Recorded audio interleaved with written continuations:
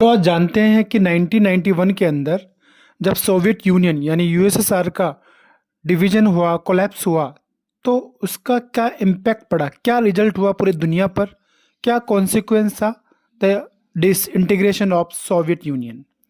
First impact was end of cold war.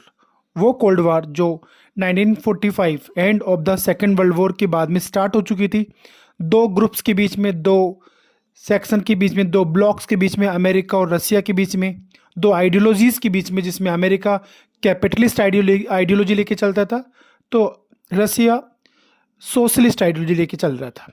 इन दोनों ideologies के बीच में कोल्ड वॉर स्टार्ट हो चुका था, उसका अंत होता है। और साथ ही में एक दुनिया में एक डिमांड बढ़ जाती है शांति की और सिक्योरिटी की। अब लोगों को लग रहा था कि दुनिया के अंदर अब कोई वॉर नहीं होगा।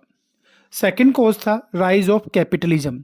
देखो, जैसे ही यूएसएसआर का डिवीजन होता है, डिसइंटीग्रेशन होता है, सोवियत यूनियन का डिसइंटीग्रेशन होता है, तो सोशलिज्म और कैपिटलिज्म की जो आइडियोलॉजी में जो है वो कैपिटलिस्ट आइडियोलॉजी का राइज ज़्यादा बढ़ जाता है और सोशलिस्ट आइडियोलॉजी को अपनाने वाले कम हो जाते हैं, यानी कम्युनिस्ट आइडियोलॉजी को अपनाने वाले कम हो जाते हैं।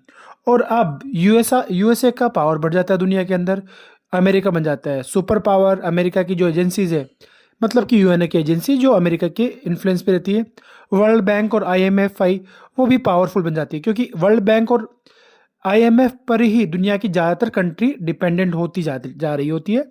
और इस नए वर्ल्ड के अंदर न्यू लिबरल इकोनॉमिक पॉलिसीज आती है, जो भारत ने भी अपनाई। थर्ड कॉन्सिक्वेंस था the end of Soviet union disintegration was emergence of new countries.